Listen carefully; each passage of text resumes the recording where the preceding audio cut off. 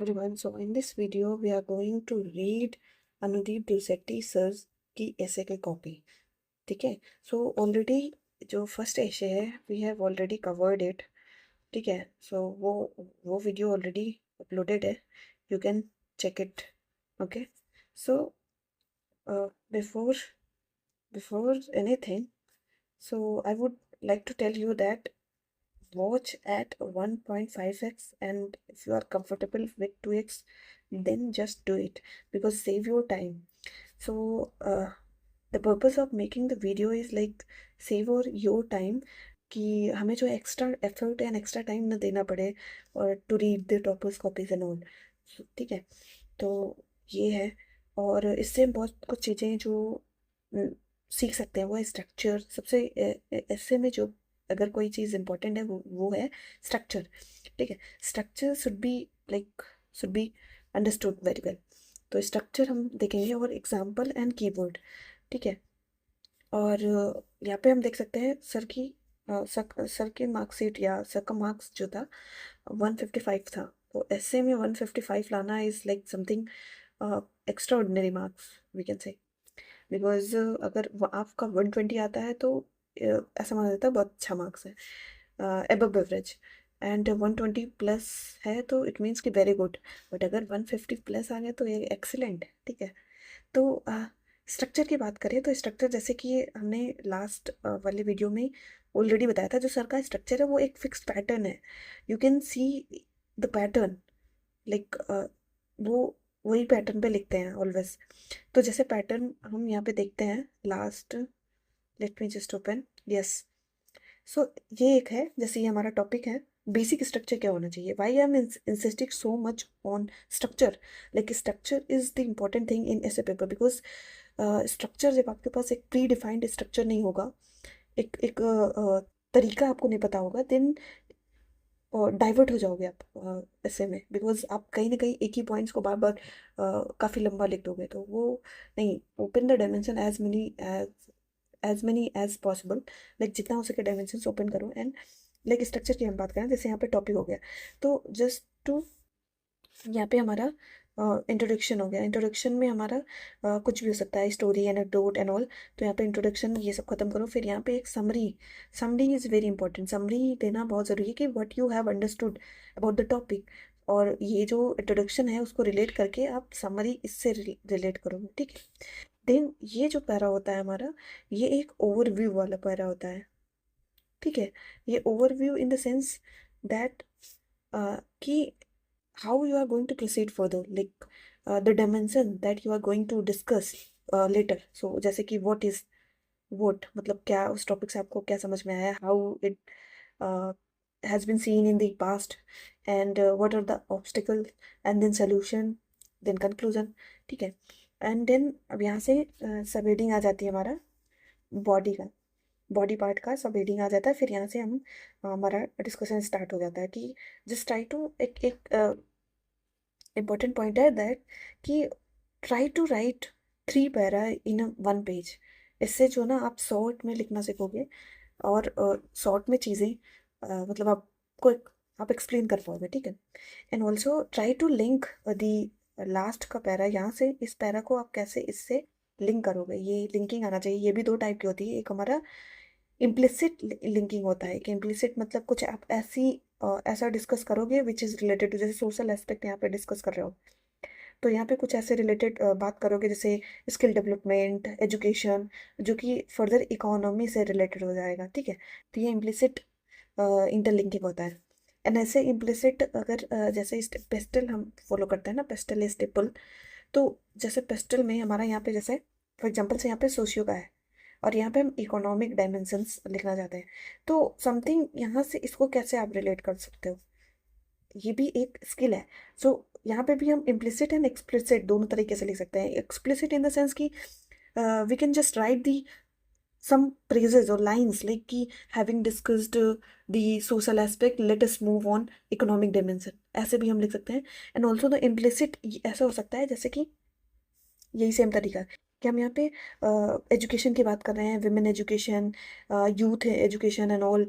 तो skill development, higher skill and all की बात करेंगे तो वो स्किल डेवलपमेंट कहीं ना कहीं इकोनॉमी से रिलेट हो जाएगा। हायर स्किल डेवलपमेंट होगा तो मोर जॉब्स क्रिएट होंगी एंड उसके बाद क्या है, जीडीपी ग्रोथ होगा।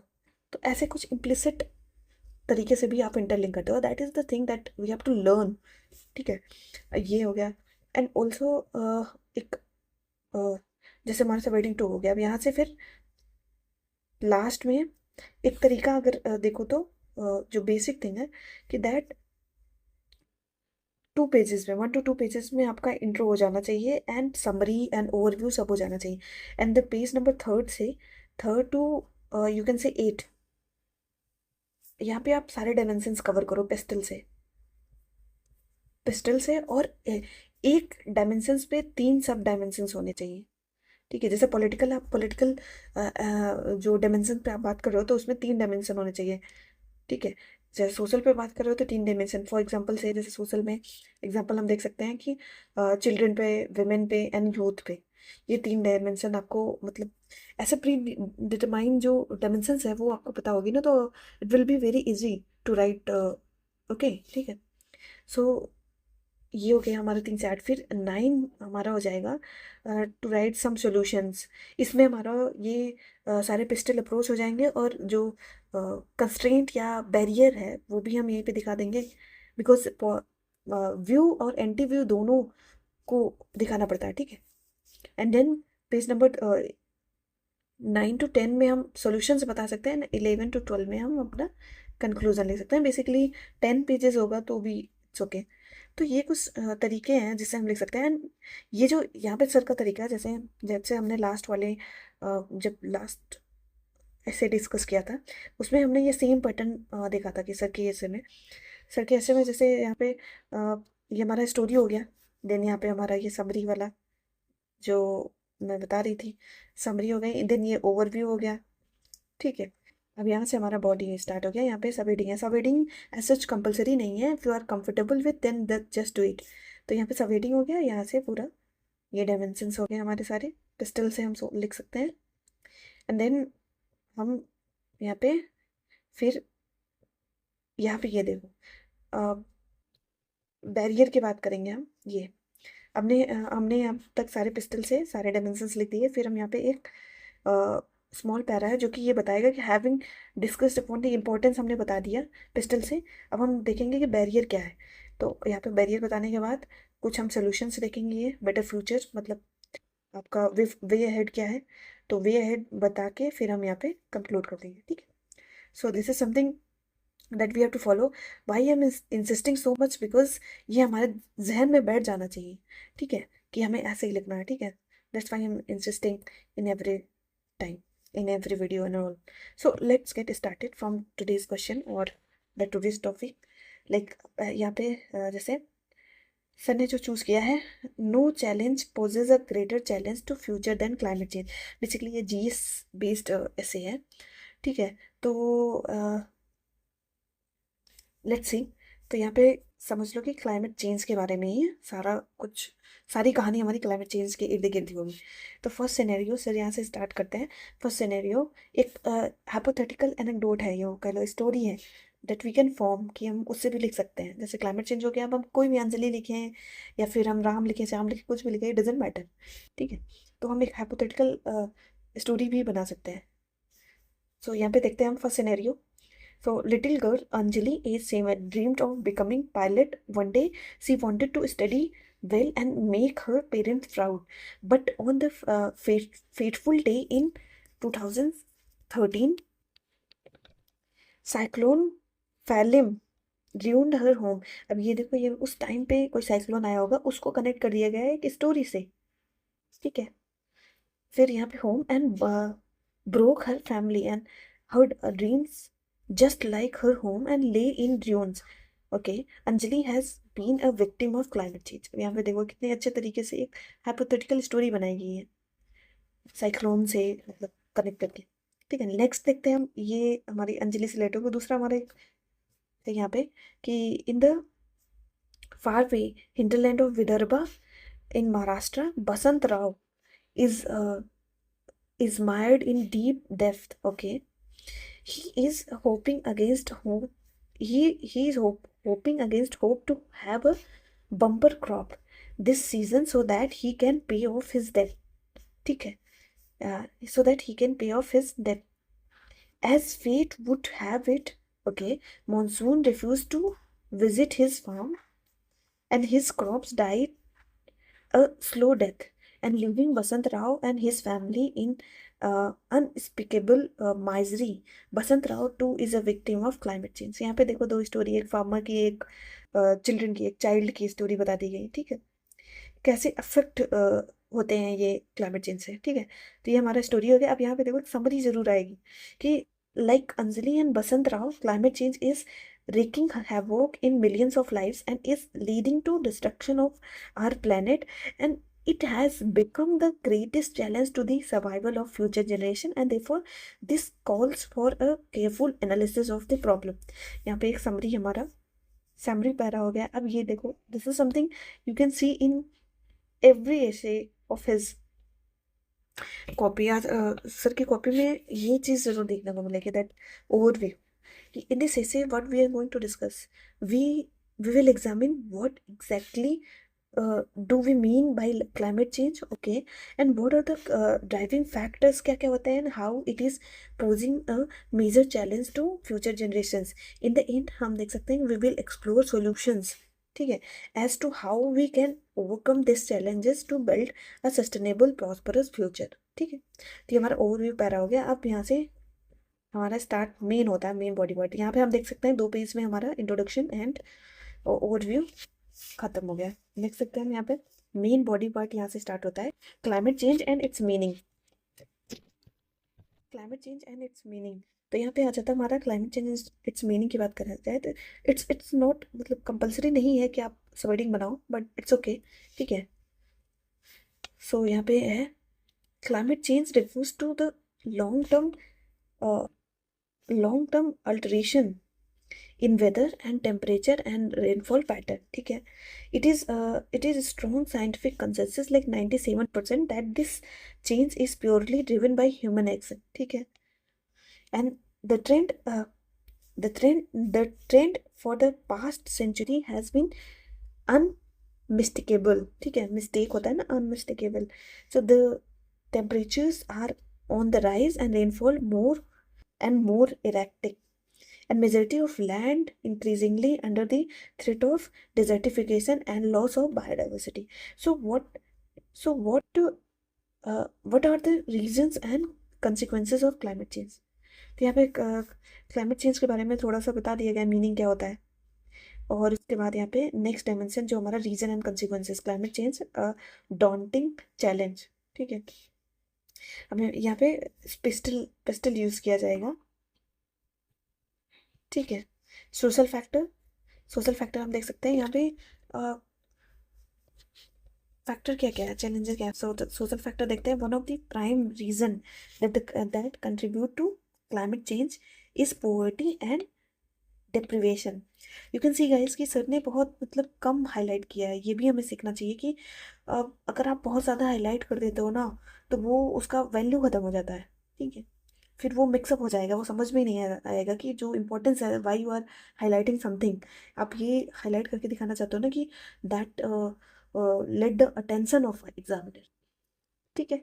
सो बट अगर आप बहुत ज़्यादा हाईलाइट कर दोगे तो फिर वो अटेंशन नहीं मिल पाएगा, वो तो मिक्सअप हो जाएगा, ठीक है। तो सोशल फैक्टर हमने यहाँ पे देखा कि कैसे one of the prime reason है to contribute climate change like poverty and deprivation.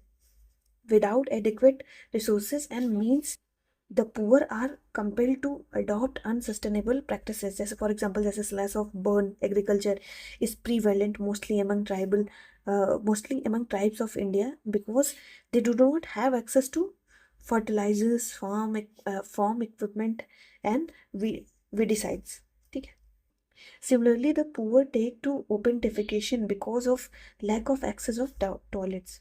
तो यहाँ पे कनेक्ट किया गया कैसे सोशल फैक्टर जो poverty and deprivation which led to the climate change, increasing climate change, जो क्लाइमेट चेंज में कंट्रीब्यूशन है, उनमें इनका रोल क्या है और क्यों है, ठीक है। सो यहाँ से form a nation from a nation's perspective to, अगर नेशंस के पर्सपेक्टिव से देखा जाए तो डेवलपिंग नेशंस सच एज जैसे India and Nigeria contribute to climate change because of absence of technology transfer from developed nation. That is the major challenge. देखा जाए जो हमारा कितना कोप होता है यूएनएफसीसी का, उसमें यही तो बात करी जाती है कि भाई डेवलप्ड नेशन जो सपोर्ट ही नहीं दे रहे हैं, फाइनेंशियल सपोर्ट नहीं दे रहे हैं, या फिर टेक्नोलॉजिकल सपोर्ट एंड ऑल नहीं देते हैं, और ब्लेम करते कि नहीं नहीं जो कंट्रोल है एक टाइप से कि डेवलपिंग कंट्रीज को कि नहीं नहीं आप ख़त्म करो ये, आप मीट नहीं कर पा रहे हो ये CO2 एमिशन एंड ऑल। तो यही तो चैलेंज है। एंड देन देखते हैं this had led to an unprecedented challenge to our barriers. ठीक है, as temperatures rise consistently it is leading to desertification of farmland and depletion of ground water table. ठीक है, सही बात है। टेम्परेचर जैसे जैसे इंक्रीज हो रहा है वो लीडिंग टू डेजर्टिफिकेशन, डेजर्ट बढ़ रहे हैं। ठीक है, ग्राउंड वाटर टेबल नीचे जा रहा है। यूएन एजेंसी ने एस्टिमेट किया था कि 2030 तक ऑलमोस्ट 60% ऑफ प्रोडक्टिव जो लैंड मास है वो face threat of desertification face करेगा। ठीक है, नेक्स्ट हम देख सकते हैं this poses a serious question on viability of food chain and thus posing risk to future generation. यहाँ पे एक चीज़ अगर देखो ना तो एक लिंकिंग लिंकिंग दिखाई देती है। जैसे सर ने स्टार्ट किया था पुअर एंड डेप्रिवेशन से। ठीक है, पुअर होते हैं जैसे यहाँ पे स्लैश एंड बर्निंग एग्रीकल्चर दिखाया गया क्योंकि उनके पास इक्विपमेंट नहीं है, फर्टिलाइजर नहीं है। और ओपन डिफिकेशन फ्री का एग्जाम्पल लिखा गया है क्योंकि उनके पास एक्सेस ऑफ टॉयलेट नहीं है। देन उसके बाद अगर हम देखा जाए तो यहाँ पे डेवलपिंग कंट्रीज नेशन के पर्सपेक्टिव से दिखाया गया। फिर अगेन अगर देखा जाए तो टेम्परेचर बैरियर एंड टेम्परेचर जो राइज हो रहा है उसको रिगार्डिंग यहाँ पे बताया गया। एंड देन यहाँ पे देखोगे तो ये सब जो है ये सब जो फैक्टर्स हैं वो कंट्रीब्यूट करते हैं वायबिलिटी ऑफ फूड चेन। ठीक है, जो कि फूड चेन डिस्टर्ब कर सकता है। ठीक है, फ्यूचर जनरेशन नो। सो यहाँ पे नेक्स्ट देखते हैं in the same view as the glacier melt at the poles. ठीक है, water waters are rising to unprecedented level, putting island nations such as Pacific island nations, Maldives at the risk of complete submergence. Okay, scientists project that the future refugee crisis will not be due to wars but due to climate change. ठीक है, if the Syrian refugee crisis tell us anything, it is that such unprecedented displacement of people is a major threat to social order and global peace in future. ठीक है, तो यहाँ पे guys बहुत simple ही है, यहाँ पे कुछ ऐसा समझने जैसा नहीं है, सिंपल बस सोशल फैक्टर यहाँ पे बताया गया है। So different problem. अब हम देख लेते हैं इकोनॉमिक फैक्टर क्या क्या है। On the economic front unfettered consumerism and globalization and blind pursuit of development are posing severe threat to future generation। ठीक है, कंज्यूमरिज्म का क्या मतलब है यहाँ पे is the dogma that tells us to consume and buy more than our need. ठीक है, हमारी नीड से ज़्यादा। And global retail chain such as Amazon, Walmart, KFC etc. have made more and more people part of consumerism frenzy। ठीक है, तो consumerism के बारे में बता दिया गया। देख नेक्स्ट कहते हैं it leads to the severe strain of earth resources. ठीक है, एज रिडीम होता है ना, किसी चीज़ को रिडीम करना, उसे उसी उसी से ये वर्ड है। Irredeemably pollutes its ecosystem through generation of waste. ठीक है, टू इलस्ट्रेट एवरी ईयर एक ऐसा बोला जाता है कि an area equivalent to state of Maharashtra is cleared in Amazon forest to cater to our needs. ये चीज़ अभी भी हम लिख सकते हैं। ठीक है, जस्ट नोट डाउन इट और just you can remember it. ये महाराष्ट्र के इक्विवेलेंट जो एरिया है वो अमेजन जो फॉरेस्ट में वो क्लियर कर दिया जाता है just to cater our needs के लिए। ठीक है, और you can say economic development, social development के लिए। Then as forest and cleared and ecosystem disrupted, okay, it disturb the carbon sink of earth। ठीक है, thus we fall into the inevitable vicious cycle of lack of carbon sink leading to future rise in carbon dioxide and thus leading to climate change, global warming। so एक vicious cycle बन जाती है हमारे यहाँ पे। ठीक है, then With increased level of carbon dioxide, unchecked mining, we are witnessing rise in inequality and pollution level in atmosphere and marine ecosystem. For instance, यहाँ पे देखा जाए तो टुडे जैसे न्यूयॉर्क स्क्वायर कंज्यूमर जो न्यूयॉर्क जो है स्क्वायर जो है कंज्यूमर्स मोर कंज्यूम्स जो वहाँ के लोग हैं consume more electricity is in 1 week than Zimbabwe does in whole year. So you can see the inequality or disparity, you can say. ठीक है. Also inevitable rise of this respiratory diseases. Okay, lifestyle diseases are posing a major threat to the public health. Ethical factor हम देख सकते हैं, जैसे अब इससे पहले हमने सोशल देखा, देन इकोनॉमिक देखा, अब हम एथिकल फैक्टर देख लेते हैं कुछ. Ethical factor, climate change is also driven by being unethical. Mahatma Gandhi famously said that our earth is not an inheritance from our ancestors but a loan from future generations. ठीक है, ये अच्छा coat है, you can just note down and use it in your answers. So but what ethical examples are we setting to our future generations? Industrial farming of animal is one of the major drivers of climate change. Millions of gallons of water and thousands of acres of food are being used not to feed the hungry but to raise animals and slaughter them later. ठीक है. सो ethical consideration यहाँ पे देखा जाता है कि rather than just to provide food for hungry people, so they kept it to raise animal and slaughter them. So with erratic climate patterns, rainfall and storms becoming the norm, ठीक है, such practices are vulnerable to destructions, okay, thus threatening not only us but also the future. Intensive farming strip the agricultural land of its life, rendering it useless for future. तो ये हमारा तक हो गया हमारा social, economic, ethical. अब हमारा international आ जाएगा. 4 पर्सपेक्टिव. फैक्टर, इंटरनेशनल फैक्टर क्या है? Climate change is the global phenomena and no one nation, मतलब कोई एक नेशन जो है can not solve it. However ever since the world came together, जो हम रियो 1992 में सब साथ आके UN convention on sustainable development draft किया था, एंड सब्सिक्वेंट क्लाइमेट प्रोटोकॉल जो है सच है जैसे क्योटो, मॉन्ट्रियल एक्सेट्रा. सो ये कंट्रीब्यूशन जो है वो the contributions of developed nation has been found wanting. तो यहाँ पे यही दिखाया जाता है कि जैसे कैसे यूएस जो है, यूएस जो वर्ल्ड का बिगेस्ट पोल्यूटर है, never sign the Kyoto protocol and also recently pulled out Paris climate agreement. ठीक है, उस टाइम की बात है. यूएन क्लाइमेट फंड जैसे 100 बिलियन टू बी ट्रांसफर्ड, ऐसा बोला गया था कि 100 बिलियन ट्रांसफ़र किया जाएगा तो डेवलपिंग नेशंस, जो कि हुआ ही नहीं.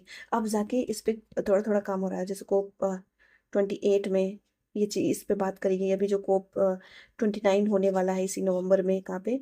बाकू अजरबैजान में. तो this is the prelims question. तो बाकू अजरबैजान में होने वाला है, वहाँ पे भी इसके बारे में बात करी जा रही है. अब जाके ये चीज़ें कुछ एग्जिस्टेंस में आ रही है, रियलिटी में आ रही है. ठीक है. So this stubborn attitude of developed nation is posing a major challenge to future. Like developing nations also need to pursue development to lift their people out of poverty, and why must they be punished for what is largely a contribution of developed nation? यही है question जो हमेशा रहता है कि क्यों punish किया जाए भाई developing Nations and under least developed जो कंट्रीज हैं वो कहीं ना कहीं पनिश करी जाती हैं just because of developed Nations का जो पोल्यूशन है. सच एज इम्पेज का मतलब ये होता है डेडलॉक, लाइक जो कि अभी तक एग्जिस्टेंस में नहीं आया है, कोई भी चीज़ पे कंसेंसस बिल्ड नहीं हुआ है एमंग द स्टेक होल्डर्स. इसका मतलब ये होता है therefore has the potential to debase international community's ability and will to take on climate change. Having discussed how climate change is posing a major challenge to future, let us turn our attention to how best we can solve it. अब यहाँ पे देखो, अब हमने factor बता दिया. अब हम यहाँ पे अगेन एक स्मॉल पैरा यूज़ किया गया यहाँ पे just to tell the examiner कि what we are going to discuss or what we are going to write further. So यहाँ पे है the word has the human development index, okay, and even a happiness index. हमारे पास happiness index भी है word के पास and human development index भी है. So what we need, जो अभी हमें ज़रूरत है, what we need right now is sustainable living index. ठीक है. People must be made aware of their lifestyle impact on the ecosystem like carbon footprint so that they take to a life characterized by 3R को reduce, reuse and recycle waste पे use करें. और you can से अभी जो are honourable prime minister का जो क्या कहते हैं इनिशिएटिव है वो लाइफ वाला. सो ये भी हम यूज़ कर सकते हैं. They must be a world wide movement to educate people on climate change and practices, okay, they can adopt to mitigate it. Innovative measures such as vertical farming like growing plant on building वगैरह पे जो हम plant grow करते हैं, using energy efficient buildings, stretching to electric vehicles, okay, switching to electric vehicle and solar energy can go a long way in making an lifestyle sustainable. ठीक है. So यहाँ पे कुछ सोल्यूशंस बता दिया गया है. ठीक. फिर हम देखते हैं finally the international community must recognise the core principles of equitable climate emission norms. That क्या नॉर्म्स हैं? That is common but differentiated responsibility, CBDR जो प्रिंसिपल है, and obligations to transfer clean technology to developing and least developed nations. ठीक है.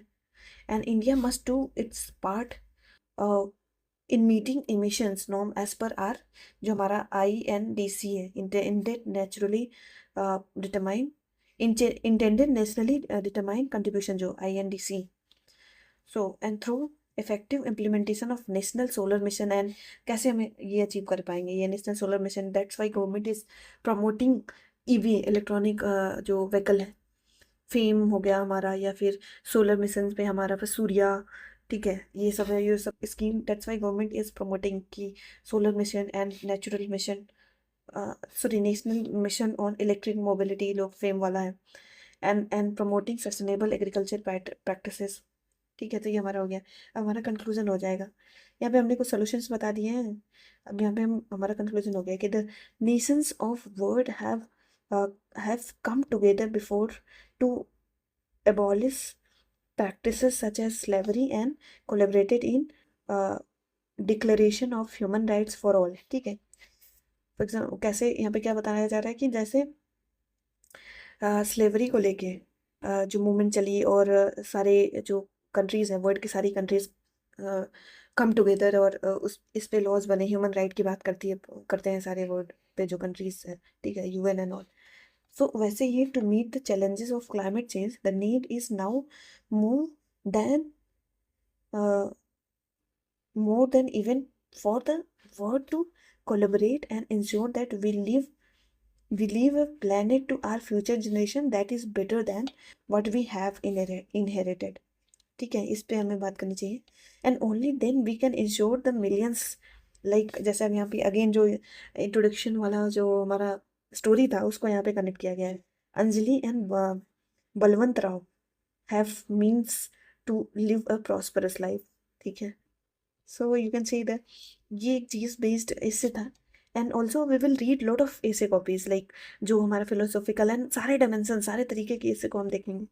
ठीक है. और बहुत कुछ सीखने को मिलेगा. एंड आई होप आपको ये समझ में आएगा. यहाँ पे बहुत सिंपल था GS लाइक चीज़ें थी, तो बहुत सच यहाँ पे कुछ एक्स्ट्रा ऑर्डिनरी नहीं था. बस I would like to tell you कि ये स्ट्रक्चर प्लीज़ स्ट्रक्चर को समझो यहाँ पे इस ऐसे के. ठीक है. और फिर अब देखते हैं हम नेक्स्ट कॉपी कौन सी डिस्कस करते हैं. मोस्ट प्रोबेबली इशिता किशोर मैम की कॉपी हम पढ़ेंगे, जिनका जो है AIR 1 था 2022 में, और उनके मार्क्स जो है ऐसे के 137 से, which is also we can say कि एक अच्छा स्कोर है. तो नेक्स्ट कॉपी मोस्ट प्रोबेबली हम यही पढ़ेंगे. ठीक है guys, so see you next time, thank you.